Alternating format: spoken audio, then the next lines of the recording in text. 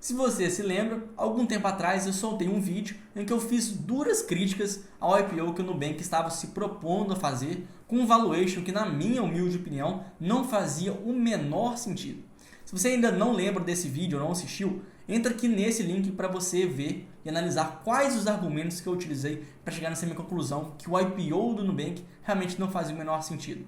Mas aqui nesse vídeo eu quero apresentar um outro lado da moeda com os quais os argumentos que o Nubank utiliza para chegar nesse valuation que eles estão esperando. Então eu convido a assistir esse vídeo para você entender qual lado da moeda realmente parece estar mais forte e afinal de contas se vale ou não esse IPO bem polêmico aí do Nubank. Então vamos embora pro vídeo.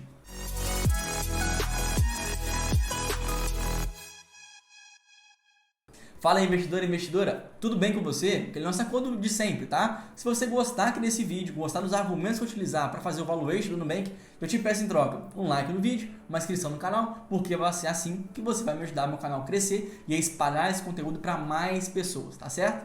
Então agora trazendo informações mais atualizadas do Nubank, desde aquela última ocasião, hoje o Nubank vem à bolsa, né, espera vir à bolsa com valuation entre 48 a 50 bilhões de dólares, que inclusive é a metade daquele último vídeo que eu soltei, quando o Nubank tinha soltado algumas notas que poderia chegar ao mercado valendo 100 bilhões de dólares. Por si só, já é um valuation bem mais modesto, mas ainda assim muito agressivo, principalmente quando a gente analisa outros pares do setor. Então, se a gente analisar hoje o valuation do Itaú, que está ao redor de 220 bilhões de reais, que daria ao redor de 31 bilhões de dólares, ou então o próprio Bradesco, que também tem um valor de mercado ainda menor do que o Itaú, a gente está simplesmente falando que o Nubank está vindo a público, está vindo a IPO, ainda valendo mais do que Itaú e do que Bradesco separadamente, sendo esses dois os maiores bancos privados que nós temos aqui no Brasil, que já produz lucros bilionários anualmente falando. Então, mesmo você já percebendo que eu ainda continuo com a minha opinião que o IPO do Nubank ainda está muito caro, ainda assim eu vou continuar nesse vídeo apresentando outros argumentos, inclusive são bem interessantes e são boas perspectivas de crescimento futuro. Então, não larga o vídeo não, porque de fato, escutando aqui a versão do Nubank também é bem interessante a gente aprender e conhecer um pouquinho mais sobre essa empresa. Mas continuando aquela mesma pegada, a gente analisando que o Nubank, na verdade, não tem ainda a mesma monetização por cliente, igual o Itaú, igual o Bradesco, qualquer outro banco particular, privado, que nós temos aqui no Brasil. Então a monetização do cliente realmente ainda deixa muito a desejar, afinal de contas são clientes mais sensíveis ao preço, esse que a gente falou ao longo daquele vídeo inteiro do Nubank. Agora, o outro lado da moeda começa a partir do momento que a gente analisa os custos operacionais por cliente. Então, olha só, a gente acabou de analisar a monetização, a receita por cliente, que do Nubank de fato é bem menor do que os demais bancos. Mas a gente analisa também os custos por cliente, né, o famoso OPEX. Nós temos que hoje o custo por cliente do Nubank é de 6 dólares, que é 95% inferior à média dos bancos privados do Brasil. Então, Nubank 6 dólares por cliente, enquanto que o Itaú é 120 dólares por cliente e o Bradesco 121 dólares por cliente. Então aqui sim, o banco gasta muito, mas infinitamente muito menos do que os demais players do setor. Então olha só, se por um lado ele ganha menos dinheiro, ele também gasta infinitamente menos recursos. Então para o Nubank, ele é muito mais rápido chegar ao empate, chegar no 0 a 0. Então aqui realmente é um argumento bem forte que o Nubank utiliza para chegar nesse valuation bem esticado. Outra métrica que nós podemos analisar para entender o quanto que a operação do Nubank ainda é muito enxuta se refere através da métrica entre o número de clientes sobre trabalhadores, sobre funcionários daquele banco. Então hoje para o Nubank nós temos para cada um funcionário 13.500 clientes, enquanto para o Itaú essa métrica é de 600 e para o Bradesco de 800. Então, de fato, aqui o Nubank, mais uma vez, a gente consegue perceber o quanto que ele é bem mais enxuto, que por si só acaba também tendo ali menores custos operacionais, que a gente pode ser mais um argumento forte que o banco utiliza ali para a sua operação. Além disso, o banco também já deixou claro que parte desse dinheiro que ele pegar através do seu valuation vai ser tanto para reforçar seu capital de giro, para investir em tecnologia, investir em outros projetos que ele quer tocar, mas também existe a possibilidade de fazer aquisições. E aqui é bem interessante porque o banco pode fazer aquisições tanto no Brasil, mas também pode fazer aquisições fora do Brasil Inclusive, é algo que o Banco Inter já fez no mercado norte-americano. Então, olha só, se o Nubank comprar alguma outra empresa, algum outro banco digital nos Estados Unidos, a perspectiva de crescimento dele também vai ser muitíssimo forte. Afinal de contas, não existem tantos bancos digitais tão fortes nos Estados Unidos, igual nós temos bancos digitais na economia brasileira. Então, se o Nubank chegar no mercado norte-americano, ele pode sim ser um dos grandes players e começar esse movimento de consolidação. Então, agora você imagina um país muito mais rico do que o Brasil, muito mais desenvolvido, com ainda mais habitantes que o nosso país tem, uma população ainda mais assertiva e mais aberta à tecnologia. Então, olha só, se o Nubank começar a caminhar para esse lado, para mais um mercado extremamente desenvolvido, a sua perspectiva de crescimento realmente vai ser excelente. Então, se nós estamos falando que ao longo dos últimos anos o banco, se crescer cerca de 100% ao ano, ou até mais, a gente pode imaginar que se ele entrar nessa economia norte-americana, ele vai conseguir expandir e ampliar essa visão de crescimento de 100% para mais alguns anos. Então, olha só, cada ano que cresce, ele crescendo 100% ao ano, por mais um bom tempo, isso realmente é algo fantástico, coisa que talvez nenhum outro banco conseguiria aguentar por tanto tempo. Então, aqui mais uma vez a gente pode reforçar o tanto que esse mercado norte-americano é muito forte.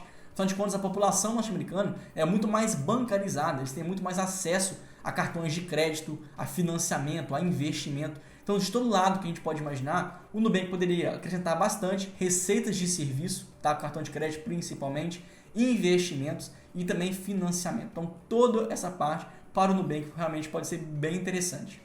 Eu digo isso, aqui não tirando as informações do Nubank, mas de outras empresas que eu já analisei, sempre que a gente fala sobre sistema de pagamentos do Brasil, sistema bancário brasileiro, sistema antifraude do nosso país, as nossas empresas estão líderes. O mundo inteiro inveja a nossa capacidade de sistema antifraude. Acho que o brasileiro é tão criativo para roubar que as nossas empresas começaram a ficar muito fortes nisso e hoje a nossa tecnologia consegue ser exportada para os demais países. Olha só. Está falando de um mercado, mais uma vez, extremamente forte e que ainda não é tão tecnológico, ou tão protegido em questão de segurança, tecnologia e sistemas antifraude, igual no Brasil é. Então, a Nubank consegue transportar isso para os Estados Unidos, fortalecendo ainda mais a sua operação. Então, por exemplo, o Pix, algo que para a gente já ficou normal, nos Estados Unidos essa transferência de recursos ainda não é algo muito fácil. Algumas transferências não caem sequer no próximo dia útil. Então, olha só. Aqui a gente pode imaginar que o Nubank tem muito que se privilegiar, tem muito que se beneficiar em uma possível aquisição.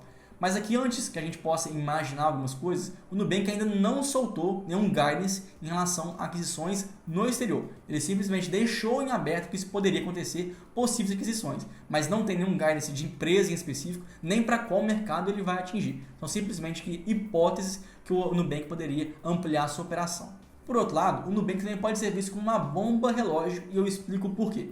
Imagine então que esse banco ele vai fazer seu IPO avaliado em 50 bilhões de dólares. Agora também imagine que o custo de capital do Nubank é cerca de 10% ao ano, né? O que na verdade é próximo ou até mesmo menor, sendo até mais conservador do que outros bancos. Então todo banco tem custo de capital, então tomando aqui como um exemplo hipotético, que ele tem um custo de capital de 10% ao ano, que é até mais conservador, repetindo isso. Então, se ele tem um custo de capital de 10% ao ano, quer dizer que se ele vale 50 bilhões de dólares e tem custo de capital de 10%, a cada ano para se manter o seu custo de capital próprio é 5 bilhões de dólares. Então, todo ano, para ele fechar no 0 a 0, ele teria que ter esse valor de lucro líquido. Então, olha só, se analisando até hoje que o Nubank não teve lucro ainda relevante, né, o primeiro lucro que ele teve nesse último semestre, que ele ainda nem atingiu a casa de 100 milhões de reais, então, provavelmente, ele ainda vai demorar muito tempo até atingir 5 bilhões anualmente. Só que o problema começa a ficar mais grave, por isso uma bomba relógio, porque olha só, ele teria que gerar pelo menos 5 bilhões de dólares anualmente. Se ele não gerar 5 bilhões de dólares nesse primeiro ano, o que vai acontecer? A partir do ano 2, ano 3, ano 4, até na sua perpetuidade, ele tem que gerar agora 10% a mais. Então, de 5 bilhões que ele tem que gerar no ano que vem ou no próximo ano, ali viraria agora 5 bilhões e meio. Mais uma vez, agora se ele não atingisse nem esse lucro líquido nesse presente ano, nem no próximo ano, ou seja, em 2 anos consecutivos, o que teria que acontecer? O primeiro ano que ele teria que dar lucro seria ali de 6 bilhões. Então, olha só, a cada ano que passa que o Nubank não atinge esse lucro líquido de 5 bilhões, acaba que ele vai acrescentar ainda mais valor para frente. Então, cada vez mais a conta não vai fechando, vai ficando cada vez mais difícil do banco ter aquele lucro para manter o seu custo de capital. Então, existem perspectivas de crescimento realmente fantásticas, isso a gente tem que reconhecer que o banco tem sim muitas qualidades, mas ainda assim, ao meu ver, o Nubank vem a público com um valuation ainda não tão propício, principalmente quando a gente analisa alguns outros bancos privados de excelente qualidade que o Brasil já tem, principalmente o Itaú e o Bradesco. Então essa aqui é a minha opinião, obviamente não é uma recomendação, eu vou ficar de fora do IPO do Nubank, mas isso vai de acordo com o seu perfil de investidor, porque a gente nunca sabe o futuro. Então eu espero que você tenha gostado aqui desse vídeo, eu espero você lá no próximo. Muito obrigado!